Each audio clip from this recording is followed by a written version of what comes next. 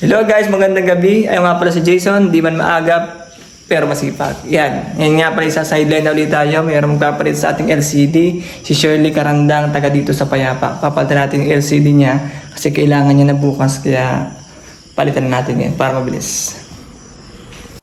At yan, at akin nga palang binaklas na yung likod ng cellphone. Inalis ko muna yung cover sa likod para madaling i-test at ikabit yung LCD.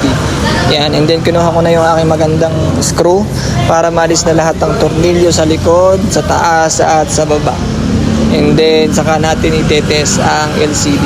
Siyempre kailangan i-test ang LCD and then careful ka lang sa pagkakalas. Yan, test muna natin ang LCD kung gumagana para hindi sayang kabit. Yan. Yan, tapos na nga pala natin ikabit ang LCD. Nalagyan na rin natin yung tape ng glue sa gilid and na-test na din natin. Tapos yan, working na siya. Yan. Yan, working na nga pala siya. Kung gusto niyo magpagawa ng cellphone, laptop, computer, printer, message nyo na ako. At ako ang bahala sa inyo. Mura lang, quality ba? Bye-bye! Side na ulit tayo.